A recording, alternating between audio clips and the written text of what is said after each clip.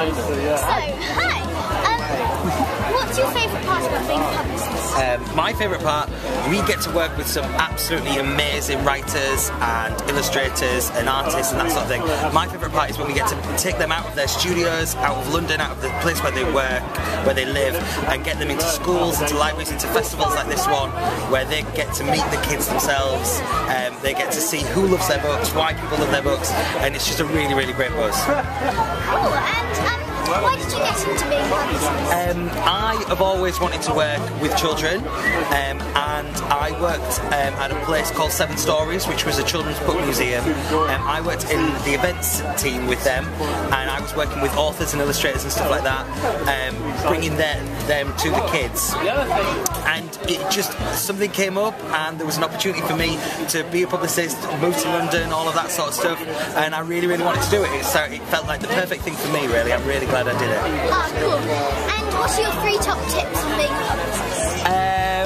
My 3 top tips would be as chatty as possible, speak to as many people as you can, read as much as you can, or if you want to be a film publicist or a music publicist, read, watch, listen, immerse yourself in that thing that you really want to do.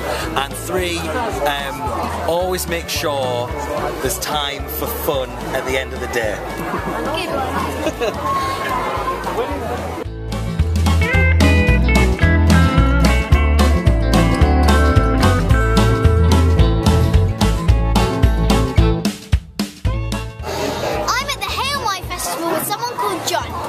What do you do? I'm an author-illustrator. I illustrate books and I write them sometimes too. Cool! Yeah. And what was your favourite book you've written? My favourite book that I've written is called This Is Not My Hat, and it's the latest one I did. I'm most proud of it because it was the hardest one that I did. Wow! Yeah. Did you illustrate it? I did, yeah, I did it. Oh, yeah. Cool! Yeah. And who was the main character in that one? The main character was a small fish who's stolen a hat. Cool! Yeah. And how did you get into being an illustrator? I just really liked drawing all the time, and it was all I was really ever good at, and so I decided to try and make a job out of it. Yeah. That's a cool way of getting into it. Yeah, I mean, well, most of the time the things you enjoy you can make into a job one way or the other. Yeah.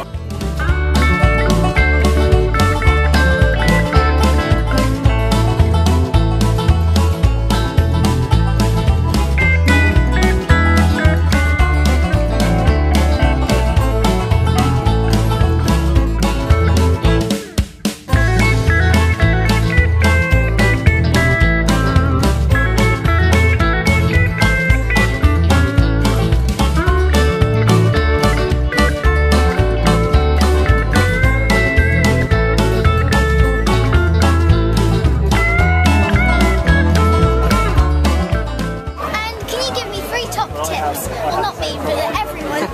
3 top tips for becoming an illustration editor. Draw a lot, but draw things you want to draw. Don't draw things that don't interest you because you won't do them very well. I guess that's tip number 1. Tip number 2 is to don't worry if other people are better than you. It doesn't matter. And tip number 3 is get a good publicist like Paul. And also, you were saying that it doesn't matter how good you are. Look at Quentin Blake, he's not perfect like photos. No, it doesn't matter. Being good at something isn't quite the same as being really interested in it or having your own way of doing it. That's much more important than being technically good at it. And there's a difference. A lot of people don't know. Kids will give up on drawing, or they won't do it if they find they're not as good as the guy next to them or something. But it's not the same thing. You're doing your own kind of drawing. It's like you say with Quentin Blake. He's quite messy and everything, but it's beautiful stuff, and he's doing exactly what he wants to do, and that's the important thing. Yeah.